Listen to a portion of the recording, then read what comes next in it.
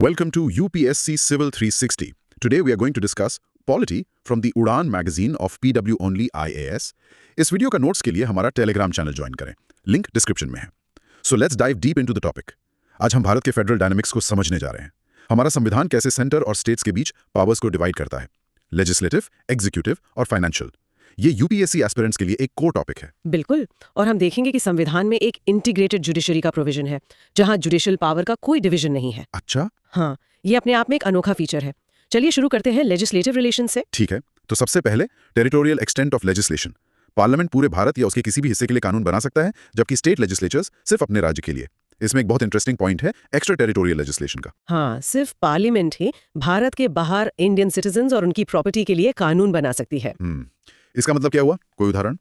मान लीजिए कोई भारतीय नागरिक लंदन में है और उसकी कोई संपत्ति है, तो भारत की संसद उससे जुड़ा कानून बना सकती है। ये पार्लियामेंट की पावर का विस्तार दिखाता है। समझ गया। अब बात करते हैं कुछ कॉन्स्टिट्यूशनल रिस्ट्रिक्शंस की।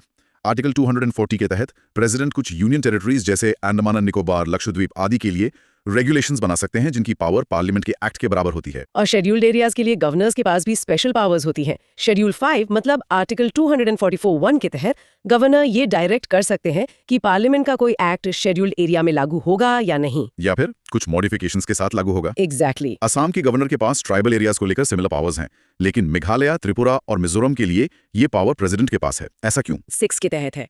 ये नॉर्थ ईस्ट के स्पेशल स्टेटस को हाईलाइट करता है।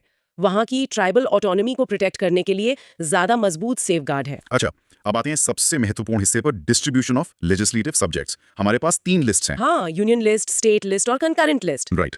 यूनियन लिस्ट जिसमें 98 सब्जेक्ट्स हैं और पार्लियामेंट के पास एक्सक्लूसिव पावर है। फिर आती है स्टेट लिस्ट जिसमें 59 सब्जेक्ट्स हैं और नॉर्मल सर्कमस्टेंसेज में स्टेट लेजिस्लेचर्स के पास एक्सक्लूसिव पावर है। और फिर है कंकरेंट लिस्ट जिसमें 52 सब्जेक्ट्स हैं और दोनों ही कानून बना सकते हैं। बिल्कुल, और जो विषय इन तीनों लिस्ट में नहीं है यानी रेजिड्यूरी पावर्स, वो पार्लियामेंट के पास है, जिसमें टैक्सेशन भी शामिल है। ये ध्यान रखना जरूरी है कि ये सब्जेक्ट लिस्ट डायनामिक हैं। पार्लियामेंट अमेंडमेंट के जरिए नंबर्स बदल सकती है ना? हाँ, बिल्कुल। स्पेशल प्रोविजंस भी हैं। पार्लियामेंट यूनियन टेरिटरीज के लिए स्टेट लिस्ट के मैटर्स पर भी लेजिस्लेट कर सकती है। और 101st अमेंडमेंट एक्ट 2016 ने गुड्स एंड सर्विसेज टैक्स यानी जीएसटी को गवर्न करने के लिए स्पेशल प्रोविजंस बनाए हैं। इंटरस्टेट ट्रेड या कॉमर्स के मामले में पार्लियामेंट के पास एक्सक्लूसिव पावर्स हैं। और अगर लॉज में कॉन्फ्लिक्ट हो तो लॉ प्रेसिडेंस का क्रम भी क्लियर है। यूनियन लिस्ट सबसे ऊपर, फिर कॉन्करेंट लिस्ट और फिर स्टेट लिस्ट। लेकिन इसका एक एक्सेप्शन भी तो है। हाँ, एक एक्सेप्शन है।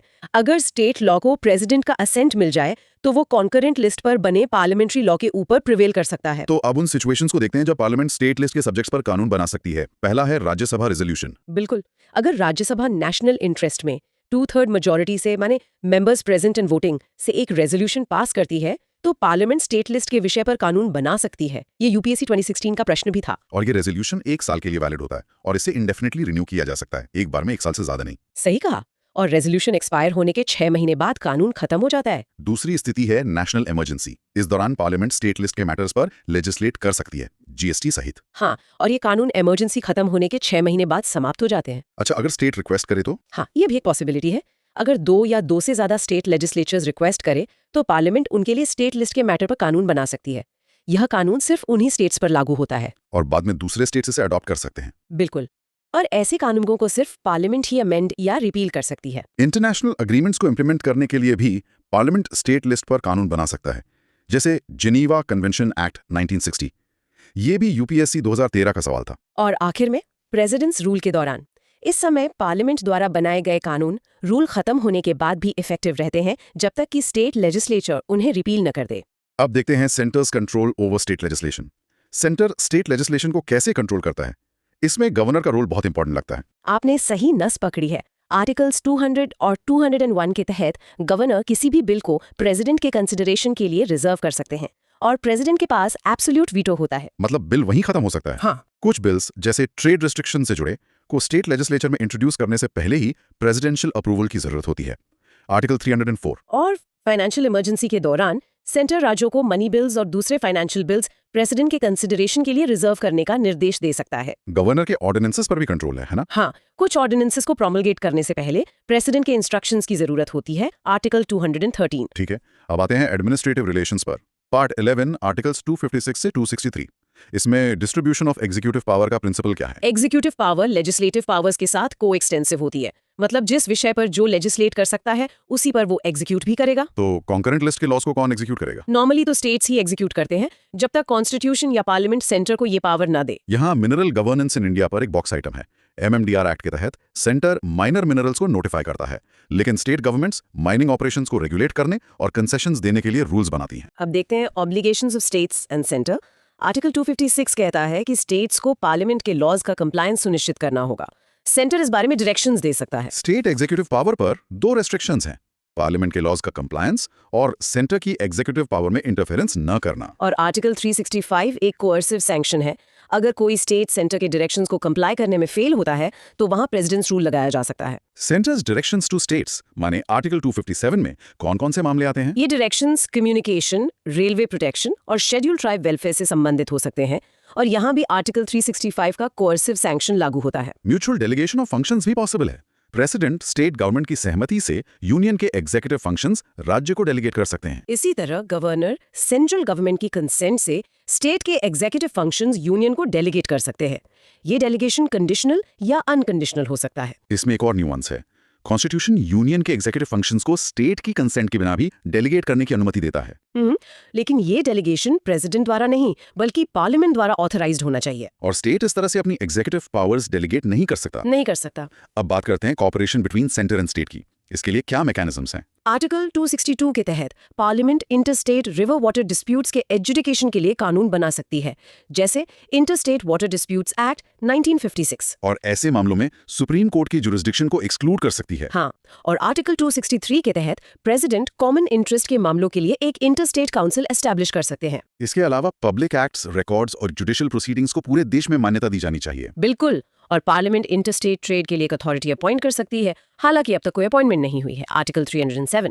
अब आते हैं ऑल इंडिया सर्विसेज पर। आर्टिकल 312 ये फेडरल स्ट्रक्चर का एक यूनिक फीचर है। हाँ, आर्टिकल 312 के तहत पार्लियामेंट राज्यसभा के रेजोल्यूशन से नई ऑल इंडिया सर्विसेज क्रिएट कर सकती है। और AIS को सेंटर और स्टेट्स जॉइंटली कंट्रोल करते हैं, लेकिन अल्टीमेट कंट्रोल सेंटर के पास होता है। सही है। यहाँ एक ब्यूरोक्रेसी पर एक इंटरेस्टिंग नोट है। ये परमानेंट एग्जीक्यूटिव है जो गवर्नमेंट डिसीजंस को इंप्लीमेंट करती है और पॉलिटिकल लीडरशिप में बदलाव के बावजूद पॉलिसी कंटिन्यूटी सुनिश्चित करती है। इसका सिलेक्शन मेरिट बेस्ड प्रोसेस से होता है। ये UPSC 2020 का सवाल भी था। पब्लिक सर्विस कमीशंस मतलब PSCs की बात करें तो स्टेट PSC के चेयरमैन और मेंबर्स को गवर्नर अपॉइंट करते हैं, लेकिन हटा केवल प्रेसिडेंट सकते हैं। और जॉइंट स्टेट PSC यानी JSPSC पार्लियामेंट द्वारा बनाई जाती है और अपॉइंटमेंट्स प्रेसिडेंट करते हैं। हाँ, और UPSC भी स्टेट्स की रिक्वेस्ट पर जॉइंट रिक्रूटमेंट में असिस्ट कर सकता है। इंटीग्रेटेड जुडिशियल सिस्टम की बात हम पहले कर चुके हैं। सुप्रीम कोर्ट टॉप पर और हाई कोर्ट्स नीचे। बिल्कुल, और पार्लियामेंट 2 या 2 से अधिक राज्यों के लिए कॉमन हाई कोर्ट भी स्टैब्लिश कर सकती है। अब ये देखते हैं कि रिलेशंस ड्यूरिंग इमरजेंसीज कैसे बदलते हैं। नेशनल इमरजेंसी माने आर्टिकल 352 में सेंटर किसी भी मामले पे स्टेट्स को डायरेक्ट कर सकता है। प्रेसिडेंट्स रूल आर्टिकल 356 में प्रेसिडेंट स्टेट गवर्नमेंट के फंक्शंस अज्यूम कर लेते हैं। और फाइनेंशियल इमरजेंसी आर्टिकल 360 में सेंटर फाइनेंशियल प्रोप्राइटी के लिए डायरेक्शंस दे सकता है, जिसमें सैलरी रिडक्शन भी शामिल है। यहाँ SR बोम्मई केस 1994 का जिक्र है, जिसे मैग्ना कार्टा फेडरलिज्म कहा गया है। ये क्या था? इस जजमेंट ने एस्टैब्लिश किया कि प्रेसिडेंट्स रूल का इम्पोजिशन जुडिशियल रिव्यू के सब्जेक्ट है। मतलब अदालतें इसे जांच सकती हैं। हाँ, इसने सेंटर की आर्बिट्रेरी पावर पर एक चेक लगाया। अदर प्रोविजंस में आर्टिकल 355 है जो सेंटर पर एक्सटर्नल एग्रेशन और इंटरनल डिस्टर्बेंस से स्टेट्स को प्रोटेक्ट करने की ड्यूटी डालता है। गवर्नर को प्रेसिडेंट अपॉइंट करते हैं और वो सेंटर के एजेंट के तौर पे काम करते हैं। और स्टेट इलेक्शन कमिश्नर को गवर्नर अपॉइंट करते हैं, पर रिमूव प्रेसिडेंट ही कर सकते हैं। कुछ एक्स्ट्रा कॉन्स्टिट्यूशनल डिवाइसेस भी हैं, जैसे NITI Aayog, national integration councils, zonal councils और नॉर्थ ईस्टर्न काउंसिल्स। हाँ, नॉर्थ ईस्टर्न काउंसिल पर एक बॉक्स आइटम है सेंटर्स क्वाइट ब्रिज। ये दिखाता है कि कैसे ये काउंसिल डेवलपमेंट के साथ साथ इंफ्रास्ट्रक्चर और इंस्टीट्यूशंस के माध्यम से ट्रस्ट और नेशनल इंटीग्रेशन बनाने का काम करती है। चलिए अब फाइनेंशियल रिलेशंस पर आते हैं। पार्ट 12 आर्टिकल्स 264 से 293। इसकी शुरुआत एलोकेशन ऑफ टैक्सेशन पावर्स से होती है। आर्टिकल्स 264, 267 फाउंडेशनल है। आर्टिकल 265 कहता है no tax shall be levied और collected except by authority of law. मतलब कानून के बिना कोई टैक्स नहीं। बिल्कुल। पार्लियामेंट के पास यूनियन लिस्ट पर और स्टेट लेजिस्लेचर के पास स्टेट लिस्ट पर टैक्स लगाने की एक्सक्लूसिव पावर है। और रेजिड्यूरी पावर पार्लियामेंट के पास है। कॉन्करेंट लिस्ट में कोई टैक्स एंट्री नहीं है सिवाय GST के, जिसे 101st अमेंडमेंट 2016 ने जोड़ा। यहाँ ये समझना जरूरी है कि टैक्स लगाने की पावर और टैक्स प्रोसीड्स को अप्रोप्रिएट करने में डिस्टिंक्शन है। सही। अब distribution of non tax revenues and grants. Non tax revenues के सोर्सेज क्या हैं? सेंटर के लिए posts, railways, banking, broadcasting, currency वगैरह हैं। स्टेट्स के लिए इरिगेशन, फॉरेस्ट, फिशरीज आदि। अब grants in aid to states की बात करते हैं।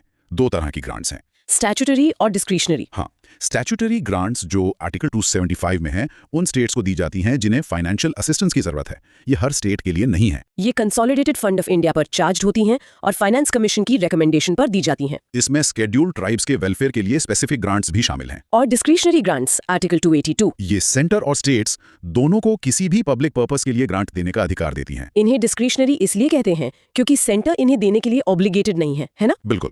इनका उपयोग प्लान टारगेट्स को पूरा करने में स्टेट्स की मदद के लिए किया जाता था। अदर ग्रांट्स में जूट एक्सपोर्ट करने वाले राज्यों के लिए टेम्परेरी ग्रांट्स का प्रोविजन था। अब नहीं है। ठीक है।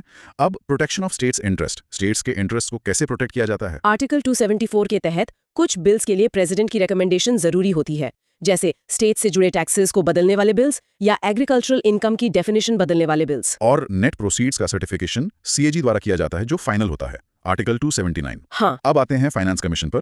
ये आर्टिकल 280 के तहत एक कॉन्स्टिट्यूशनल बॉडी है जिसे हर 5 साल में प्रेसिडेंट एस्टैब्लिश करते हैं। 15th फाइनेंस कमीशन की रिकमेंडेशंस 2021-26 के लिए है। इसमें की रिकमेंडेशन है कि यूनियन टैक्सेस के नेट प्रोसीड्स का 41% राज्यों के साथ शेयर किया जाएगा। 41%। इसके अलावा एजुकेशनल आउटकम्स के लिए, एग्रीकल्चरल रिफॉर्म्स के लिए, ग्रांट्स और फिस्कल परफॉर्मेंस को रिवॉर्ड करने के लिए टैक्स एफर्ट क्राइटेरिया को री इंट्रोड्यूस किया गया है। ये पॉइंट्स यूपीएससी 2025 के लिए मार्क किए गए हैं, तो एस्पिरेंट्स के लिए बहुत महत्वपूर्ण है। और 16th एफसीबी कॉन्स्टिट्यूट हो चुकी है, जिसके चेयरमैन श्री अरविंद पनागरिया हैं। 15th एफसी की रिकमेंडेशंस में जाएं तो वर्टिकल डेवोल्यूशन 41% पर मेंटेन्ड है। हॉरिजॉन्टल डेवोल्यूशन का फॉर्मूला भी दिया गया है, जिसमें income distance, demographic performance, population, area, forest and ecology और टैक्स एंड फिस्कल एफर्ट्स को वेटेज दिया गया है। हाँ, और रेवेन्यू डेफिसिट ग्रांट्स और परफॉर्मेंस बेस्ड इंसेंटिव्स का भी जिक्र है। बोरोइंग पावर्स की बात करें तो सेंटर आर्टिकल 292 भारत के अंदर या बाहर बोरो कर सकता है, जबकि स्टेट्स आर्टिकल 293 सिर्फ भारत के अंदर बोरो कर सकते हैं, और अगर उन पर सेंटर का कोई लोन आउटस्टैंडिंग है तो सेंटर की कंसेंट के बिना बोरो नहीं कर सकते। अब टैक्सेशन से एग्जेम्पशन के क्या रूल्स हैं? जब तक पार्लियामेंट एग्जेम्पशन न हटा दे, लेकिन सेंट्रल कॉर्पोरेशंस टैक्सेबल हैं। और आर्टिकल 289 के तहत स्टेट की प्रॉपर्टी और इनकम सेंट्रल टैक्सेस से एग्जेम्प्ट है, सिवाय कमर्शियल एक्टिविटीज के, अगर पार्लियामेंट अलाउ करे। सही है। अंत में effects of emergency on financial relations. Emergency का फाइनेंशियल रिलेशंस पर क्या इफेक्ट होता है? नेशनल इमरजेंसी आर्टिकल 352 के दौरान प्रेसिडेंट सेंटर और स्टेट्स के बीच रेवेन्यू डिस्ट्रीब्यूशन को मॉडिफाई कर सकते हैं। फंड्स का ट्रांसफर कम या कैंसिल किया जा सकता है। और फाइनेंशियल इमरजेंसी आर्टिकल 360 में उसमें सेंटर स्टेट्स को फाइनेंशियल प्रॉपर्टी नॉर्म्स फॉलो करने, स्टेट एम्प्लॉइज की सैलरीज कम करने और मनी बिल्स को प्रेसिडेंट के लिए रिजर्व करने का निर्देश दे सकता है। Distribution of tax revenues. जब सेंटर स्टेट फाइनेंशियल रिलेशंस की बात आती है तो सारा खेल यहीं से शुरू होता है ना? एकदम। सोर्स में जो टेबल है वो इसे बहुत अच्छे से समझाता है। कौन लगाता है, कौन कलेक्ट करता है और पैसा मिलता किसको है। तो सबसे पहले आर्टिकल 268, इसके तहत आने वाले टैक्सेस जैसे शेयर्स पर stamp duties, cheque, promissory notes, insurance वगैरह भी। हाँ, इन्हें लगाता तो सेंटर है, लेकिन इन्हें कलेक्ट और अपने पास रखने का काम स्टेट्स करते हैं। और यहाँ एक दिलचस्प बात है, टैक्स लगाने की पावर यानी लेवी की पावर सेंटर के पास है। हाँ। लेकिन उसका सारा रेवेन्यू सीधे स्टेट्स को जाता है। ये दिखाता है कि संविधान निर्माताओं ने शुरुआत से ही कोऑपरेटिव फेडरलिज्म का एक मैकेनिज्म तैयार किया था। अगला है आर्टिकल 269। इसमें इंटरस्टेट ट्रेड और कॉमर्स, मतलब दो राज्यों के बीच होने वाले व्यापार पर लगने वाले टैक्सेस आते हैं। हाँ। इन्हें भी सेंटर ही लगाता और कलेक्ट करता है, लेकिन सारा पैसा स्टेट्स को सौंप दिया जाता है। और एक खास बात सोर्स में बताई गई है। क्या? कि इसका revenue consolidated fund of India का हिस्सा नहीं बनता, ये सीधे राज्यों में बढ़ता है। अच्छा, ये इंपॉर्टेंट पॉइंट है। अब आते हैं सबसे बड़े पूल पर, आर्टिकल 270। हाँ, ये सबसे बड़ा हिस्सा है शेयर टैक्सेस का। इसमें यूनियन लिस्ट के वो सभी टैक्सेस और ड्यूटीज आते हैं जो आर्टिकल 268, 269 और 269A में कवर नहीं हुए हैं, और जिन पर आर्टिकल 271 के तहत सरचार्ज भी नहीं है। इन्हें लगाता और कलेक्ट करता सेंटर है, लेकिन इसका रेवेन्यू सेंटर और स्टेट्स के बीच शेयर किया जाता है। और इसी शेयरिंग के फॉर्मूला तय करने के लिए फाइनेंस कमीशन का गठन होता है। ये सिर्फ एक फॉर्मूला नहीं है, ये भारत की राजनीति और विकास की दिशा तय करने वाला एक पावरफुल टूल है। वर्टिकल और हॉरिजॉन्टल डिवोल्यूशन। एग्जैक्टली। यही फिस्कल फेडरलिज्म का कोर है। फिर आता है आर्टिकल 271, जो आर्टिकल 269 और 270 के तहत आने वाले टैक्सेस पर सरचार्ज की बात करता है। ये पूरी तरह से सेंटर का डोमेन है। वही लगाता है, वही कलेक्ट करता है और सारा पैसा अपने पास रखता है। सोर्स में एक बहुत महत्वपूर्ण नोट है। जीएसटी वाला? हाँ, कि गुड्स एंड सर्विसेज टैक्स यानी जीएसटी इस सरचार्ज से एग्जेम्प्ट है। जीएसटी पर ये सरचार्ज नहीं लगाया जा सकता। बहुत जरूरी क्लैरिफिकेशन है ये। अदर्स में आर्टिकल 269A है, जो इंटरस्टेट ट्रेड या कॉमर्स के दौरान जीएसटी के लेवी और कलेक्शन से संबंधित है। और आखिर में वो टैक्सेस हैं जो पूरी तरह से स्टेट्स के हैं। Taxes levied and collected and retained by the states. जैसे लैंड रेवेन्यू या टैक्स ऑन मिनरल राइट्स। ये एक्सक्लूसिवली राज्यों के अधिकार क्षेत्र में आते हैं। सोर्स में यूपीएससी 2014 का एक रेफरेंस भी है कि जब हम टूथपेस्ट खरीदते हैं तो उस पर लगने वाला सेल्स टैक्स स्टेट गवर्नमेंट द्वारा लगाया और कलेक्ट किया जाता है। बिल्कुल। चलिए अब फाइनेंशियल मैटर से आगे बढ़कर देखते हैं कि इन संबंधों को समय समय पर रिव्यू करने के लिए क्या व्यवस्थाएं की गई हैं। यहाँ बात आती है committees on centre state relations की। हाँ, और सोर्स इन्हें 2 कैटेगरीज में बांटता है, सेंटर द्वारा नियुक्त और स्टेट द्वारा नियुक्त। और ये विभाजन अपने आप में एक कहानी कहता है। कैसे? जरा इसकी परतें खोलकर देखते हैं। पहले सेंटर द्वारा नियुक्त कमीशंस की बात करते हैं, सरकारिया कमीशन 1983, जिस पर यूपीएससी 2019 में सवाल भी आया था। हाँ, फिर पंची कमीशन 2007 और एडमिनिस्ट्रेटिव रिफॉर्म्स कमीशन आई 1996 और आई 2005। ये सब सेंटर की तरफ से थे। और फिर स्टेट गवर्नमेंट्स द्वारा बनाई गई कमिटीज, तमिलनाडु सरकार द्वारा राजा मन्नार कमेटी 1969 और पंजाब के अकाली दल द्वारा आनंदपुर साहिब रेजोल्यूशन 1973। तो मेरा सवाल ये है कि क्या ये सिर्फ पर्सपेक्टिव्स का अंतर है या ये दिखाता है कि दोनों के बीच ट्रस्ट की एक बुनियादी कमी रही है? ये एक बहुत बड़ा सवाल है। सोर्स तो इसे पर्सपेक्टिव का अंतर बताता है, लेकिन अगर आप गहराई में जाएं तो ये ट्रस्ट डेफिसिट ही है। अच्छा, सेंटर द्वारा बनाई गई कमीशंस संतुलन और एक मजबूत केंद्र पर जोर देती हैं, जबकि राज्यों द्वारा बनाई गई कमिटीज ज्यादातर स्टेट ऑटोनॉमी की मांग करती हैं। मतलब राज्यों को लगता है कि केंद्र उनके अधिकार छीन रहा है और केंद्र को लगता है कि देश की एकता के लिए कंट्रोल जरूरी है। हाँ, सरकारिया और पुंछी कमीशंस ने इसी खाई को पाटने की बहुत कोशिशें की, पर उनकी कई सिफारिशें आज भी पूरी तरह लागू नहीं हो पाई हैं। ये बहुत अहम पॉइंट है। चलिए इसी से जुड़ा एक और मुद्दा उठाते हैं, गवर्नर का पद। अब हम centres control over state legislation से संबंधित कुछ महत्वपूर्ण रिकमेंडेशंस को देखते हैं। हाँ, ये भी एक बहुत कंट्रोवर्शियल एरिया रहा है। सबसे पहले फर्स्ट एआरसी रिकमेंडेशन 1966 ने सुझाव दिया कि राज्यपाल ऐसे व्यक्ति होने चाहिए जिन्हें पब्लिक लाइफ और एडमिनिस्ट्रेशन का लंबा अनुभव हो और जो नॉन पार्टिजन यानी निष्पक्ष हो। फिर राजा मन्नार कमेटी 1969, जो एक स्टेट कमेटी थी, उसने तो ये तक सिफारिश की कि उस प्रोविजन को ही हटा दिया जाए जिसके तहत स्टेट मिनिस्ट्रीज गवर्नर के प्लेजर पर ऑफिस होल्ड करती हैं। ये तो स्टेट ऑटोनॉमी की एक बहुत स्ट्रांग डिमांड हुई। बिल्कुल। इसके बाद सरकारिया कमीशन 1983 ने बहुत संतुलित सलाह दी। उन्होंने कहा कि गवर्नर्स को डिस्टिंग्विश्ड आउटसाइडर्स होना चाहिए, जिनके मजबूत पॉलिटिकल लिंक्स ना हो और जिन्होंने हाल ही में एक्टिव पॉलिटिक्स में भाग न लिया हो। हाँ, और वे रूलिंग पार्टी से संबंधित नहीं होने चाहिए। इस पर यूपीएससी 2019 में सवाल भी आया था, जो इसकी इंपॉर्टेंस दिखाता है। और अंत में national commission to review the working of the constitution 2000 ने प्रस्ताव दिया कि प्रेसिडेंट को गवर्नर की नियुक्ति स्टेट के चीफ मिनिस्टर से कंसल्ट करने के बाद ही करनी चाहिए। तो इन सभी रिकमेंडेशंस का कोर आइडिया एक ही है कि गवर्नर के पद की इम्पार्शियलिटी और डिग्निटी को बनाए रखा जाए, ताकि इसे सेंटर के एजेंट के रूप में इस्तेमाल न किया जा सके। ये फेडरलिज्म की भावना के लिए बहुत जरूरी है। बिल्कुल। तो अब कुछ महत्वपूर्ण जुडिशियल डॉक्ट्रिन्स पर आते हैं, जो लेजिस्लेटिव पावर्स के कॉन्फ्लिक्ट्स को सुलझाने में अदालतों की मदद करते हैं। हाँ, ये डॉक्ट्रिन्स कोर्ट्स के लिए गाइडिंग प्रिंसिपल्स की तरह काम करते हैं। पहला है doctrine of pith and substance. ये सिद्धांत कहता है कि किसी कानून की वैलिडिटी तय करने के लिए उसके ट्रू नेचर या सार पर फोकस करना चाहिए। एकदम सही। आसान शब्दों में ये डॉक्ट्रिन देखता है कि कानून का एसेंस किस लिस्ट से संबंधित है, यूनियन, स्टेट और कॉन्करेंट। अच्छा, अगर कानून का सार स्टेट लिस्ट के सब्जेक्ट पर है तो वो वैलिड है, भले ही वो अनजाने में यूनियन लिस्ट के किसी सब्जेक्ट को टच करता हो। दूसरा है डॉक्ट्रिन ऑफ कलरेबल लेजिस्लेशन। ये भी बहुत इंटरेस्टिंग है। ये विधायिका को इनडायरेक्ट रूप से वो काम करने से रोकता है जो वो डायरेक्ट रूप से नहीं कर सकती। इसका सीधा सा मतलब है what you cannot do directly you cannot do indirectly. अगर विधायिका के पास किसी विषय पर कानून बनाने की शक्ति नहीं है तो वह घुमा फिराकर भी वैसा नहीं कर सकती। और तीसरा है डॉक्ट्रिन ऑफ टेरिटोरियल नेक्सस। हाँ, यह सिद्धांत स्टेट लेजिस्लेटर को एक्स्ट्रा टेरिटोरियल ऑपरेशन यानी अपने राज्य की सीमाओं के बाहर भी लागू होने वाला कानून बनाने की अनुमति देता है। लेकिन एक शर्त है। क्या? केवल तभी जब कानून के सब्जेक्ट मैटर और स्टेट के बीच एक रियल और सफिशिएंट लिंक यानी नेक्सस हो। अच्छा, तो हमने देखा कि जब केंद्र और राज्यों के बीच टकराव होता है तो कोर्ट्स इन डॉक्ट्रिन्स का इस्तेमाल करती हैं। हाँ। अब हम इंटरस्टेट रिलेशंस पर आते हैं। इसमें कुछ बहुत महत्वपूर्ण आर्टिकल्स हैं, 261, 262, 263 और 301 से 307। ये आर्टिकल्स आपसी सहयोग का फ्रेमवर्क तैयार करते हैं। सबसे पहले public acts, records and judicial proceedings यानी आर्टिकल 261।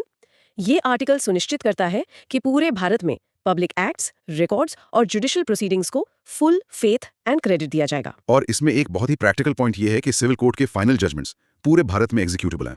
लेकिन क्रिमिनल जजमेंट्स पर ये लागू नहीं होता है ना? नहीं, ये नियम क्रिमिनल जजमेंट्स पर लागू नहीं होता है। अब एक ऐसे मुद्दे पर आते हैं जो बहुत संवेदनशील है। मुझे हमेशा से ये सवाल परेशान करता है कि जब दो राज्यों के बीच नदी के पानी को लेकर झगड़ा होता है तो उसे सुलझाता कौन है? आपने बिल्कुल सही सवाल उठाया। ये बहुत ही भावनात्मक मुद्दा होता है। तो संविधान ने इसके लिए क्या कोई स्पेशल रास्ता बनाया है? हाँ, संविधान निर्माताओं को इस मुद्दे की संवेदनशीलता का अंदाजा था, इसीलिए उन्होंने इसके लिए एक यूनिक मैकेनिज्म बनाया। चलिए देखते हैं। Interstate water disputes article 262। Source बताता है कि एंट्री 17 स्टेट लिस्ट के तहत स्टेट्स पानी से संबंधित मामलों पर कानून बनाते हैं। और वहीं एंट्री 56 यूनियन लिस्ट के तहत सेंट्रल गवर्नमेंट जरूरत पड़ने पर इंटरस्टेट रिवर्स को रेगुलेट कर सकती है। यहीं पर कॉन्फ्लिक्ट की गुंजाइश बनती है। तो आर्टिकल 262(1) पार्लियामेंट को इंटरस्टेट रिवर वाटर्स के यूज, डिस्ट्रीब्यूशन और कंट्रोल से संबंधित विवादों पर कानून बनाने का अधिकार देता है। और आर्टिकल 262 कहता है कि पार्लियामेंट इन विवादों पर सुप्रीम कोर्ट और अन्य कोर्ट्स की जुरिसडिक्शन को एक्सक्लूड कर सकता है। मतलब संविधान ने इन तकनीकी और राजनीतिक रूप से संवेदनशील विवादों को सुलझाने के लिए न्यायपालिका से अलग एक मैकेनिज्म बनाने की पूरी शक्ति संसद को दी है। एग्जैक्टली। और इसी शक्ति का उपयोग करके पार्लियामेंट ने 2 प्रमुख कानून बनाए हैं। पहला, रिवर बोर्ड्स एक्ट 1956, जिसका काम एडवाइजरी सपोर्ट देना है। लेकिन सोर्स एक चौंकाने वाली बात बताता है, आज तक कोई भी रिवर बोर्ड नहीं बनाया गया है। हाँ, ये काफी सरप्राइजिंग है। और दूसरा कानून है इंटरस्टेट वाटर डिस्प्यूट्स एक्ट 1956। ये इंटरस्टेट रिवर वाटर डिस्प्यूट्स के एडजुडिकेशन के लिए एक एडहॉक ट्राइब्यूनल स्थापित करने का प्रावधान करता है और इसका डिसीजन फाइनल होता है। पानी के विवादों के अलावा स्टेट्स और सेंटर के बीच कोऑर्डिनेशन के लिए एक और महत्वपूर्ण बॉडी है इंटरस्टेट काउंसिल, आर्टिकल 263। हाँ, इसका स्टेटस एक कॉन्स्टिट्यूशनल बॉडी का है। यूपीएससी 2025 के लिए ये महत्वपूर्ण हो सकता है। इससे पहली बार 1990 में सरकारिया कमीशन की सिफारिशों पर एक प्रेसिडेंशियल ऑर्डर के माध्यम से स्थापित किया गया था। इसके फंक्शंस में इंटरस्टेट डिस्प्यूट्स पर सलाह देना, कॉमन इंटरेस्ट के मुद्दों पर चर्चा करना, ये सब शामिल है। लेकिन इसके डिसीजंस एडवाइजरी होते हैं, बाइंडिंग नहीं। बिल्कुल। इसकी कॉम्पोजिशन काफी व्यापक है। पीएम इसके चेयरमैन होते हैं, सभी राज्यों और विधानसभा वाले यूटीज के सीएम्स और कई कैबिनेट मिनिस्टर्स इसके सदस्य होते हैं। और यहाँ पर सोर्स में एक बहुत ही रोचक बॉक्स आइटम है, द फॉरगॉटन फोरम। हाँ, मैंने भी देखा। ये बताता है कि इंटरस्टेट काउंसिल, जिसे सेंटर और स्टेट्स के बीच एक डायलॉग ब्रिज होना चाहिए था, वो ऐतिहासिक रूप से बहुत कम सक्रिय रहा है। 1990 में बनने के बाद से अब तक इसकी केवल 11 बैठकें हुई हैं। ये फॉरगॉटन फोरम वाली बात तो बहुत चौंकाने वाली है। संविधान ने एक ब्रिज बनाया, पर हम उस पर चले ही नहीं। सोर्स में क्या कोई संकेत है कि ऐसा क्यों हुआ? क्या ये पॉलिटिकल विल की कमी है? सोर्स सीधे तौर पर कारण नहीं बताता, लेकिन विश्लेषक मानते हैं कि ये दोनों का मिला जुला असर है। जब केंद्र और राज्यों में अलग अलग पार्टियों की सरकारें होती हैं, तो राजनीतिक इच्छा शक्ति की कमी आ जाती है। इसे कोऑपरेटिव फेडरलिज्म के लिए एक पावरफुल लेकिन अंडर यूटिलाइज मैकेनिज्म माना जाता है। चलिए अब आगे बढ़ते हैं इंटरस्टेट ट्रेड एंड कॉमर्स पर, जो आर्टिकल्स 301 से 307 तक फैला है। हाँ। आर्टिकल 301 एक बड़ा प्रिंसिपल सेट करता है, पूरे भारत में ट्रेड, कॉमर्स और इंटरकोर्स की स्वतंत्रता होगी। बिल्कुल, ये भारत को एक सिंगल इकोनॉमिक यूनिट बनाने की नींव रखता है, लेकिन ये फ्रीडम एब्सोल्यूट नहीं है। हाँ, अगले आर्टिकल्स इस पर कुछ रीजनेबल रिस्ट्रिक्शंस लगाते हैं, जैसे आर्टिकल 302 पार्लियामेंट को पब्लिक इंटरेस्ट में ट्रेड पर प्रतिबंध लगाने की शक्ति देता है। और आर्टिकल 304 स्टेट्स को इंपोर्टेड गुड्स पर टैक्स लगाने का अधिकार देता है, अगर वैसे ही लोकल गुड्स पर भी टैक्स लगता है, ताकि भेदभाव न हो। तो इन सब का निचोड़ ये निकलता है कि संविधान एक सिंगल इकोनॉमिक यूनिट की कल्पना तो करता है, लेकिन पब्लिक इंटरेस्ट और राज्यों के टैक्सेशन पावर्स के बीच एक संतुलन भी बनाता है। एकदम सही। इंटरस्टेट काउंसिल के अलावा हमारे पास जोनल काउंसिल्स भी हैं। और ये कॉन्स्टिट्यूशनल नहीं, स्टैट्यूटरी बॉडीज हैं। हाँ, ये स्टेट्स रीऑर्गेनाइजेशन एक्ट 1956 के तहत बनाई गई थी। इनका नेचर एडवाइजरी और डेलिब्रेटिव है। इनका ऑब्जेक्टिव है स्टेट्स, यूटीज और सेंटर के बीच कोऑपरेशन को बढ़ावा देना। देश को 5 जोन्स में बांटा गया है, नॉर्दर्न, सेंट्रल, ईस्टर्न, वेस्टर्न और सदर्न। इनके मेंबर्स में union home minister common chairman होते हैं और जोन के सभी राज्यों के सीएम्स भी सदस्य होते हैं। और इसमें नीति आयोग के नॉमिनी और चीफ सेक्रेटरीज जैसे एडवाइजर्स का भी जिक्र है, जिन्हें वोटिंग राइट्स नहीं होते। नॉर्थ ईस्ट के लिए एक अलग काउंसिल है, नॉर्थ ईस्टर्न काउंसिल। हाँ, ये भी एक स्टैट्यूटरी बॉडी है, जिसे नॉर्थ ईस्टर्न काउंसिल एक्ट 1971 द्वारा बनाया गया है। स्टेट्स है, जिसमें सिक्किम को 2002 में जोड़ा गया था। इसकी कॉम्पोजिशन थोड़ी अलग है। यूनियन होम मिनिस्टर इसके एक्स ऑफिशियो चेयरपर्सन होते हैं। इसके फंक्शन जोनल काउंसिल्स के समान है, लेकिन इसके पास 2 अतिरिक्त और बहुत महत्वपूर्ण जिम्मेदारियां हैं। हाँ, पहला तो ये कि ये एक यूनिफाइड और कोऑर्डिनेटेड रीजनल प्लान बनाता है, और दूसरा ये रीजन में सिक्योरिटी और पब्लिक ऑर्डर की समीक्षा भी करता है। ये इसे बाकी जोनल काउंसिल से ज्यादा पावरफुल बनाता है। अब एक बहुत ही महत्वपूर्ण कॉन्सेप्ट पर आते हैं, एसिमेट्रिक फेडरलिज्म। ये टर्म सुनने में थोड़ा हेवी लगता है, पर इसका कॉन्सेप्ट बहुत सिंपल है। क्या है इसका मतलब? एसिमेट्रिक फेडरलिज्म का मतलब है कि संविधान भारत को एक ऐसे परिवार की तरह दिखता है जहां हर बच्चे की जरूरतें अलग हैं। आप सबको एक ही साइज के जूते नहीं दे सकते। बहुत बढ़िया एक्सप्लेनेशन है। किसी राज्य को अपनी यूनिक कल्चरल आइडेंटिटी बचाने के लिए स्पेशल प्रोविजंस चाहिए, तो किसी पिछड़े हुए राज्य को विकास के लिए ज्यादा फाइनेंशियल हेल्प। ये बराबरी के बारे में नहीं, बल्कि जरूरत के हिसाब से न्याय करने के बारे में है। तो इंडियन फेडरलिज्म में इसके क्या फीचर्स हैं? सोर्स इन्हें 3 तरह से बताता है।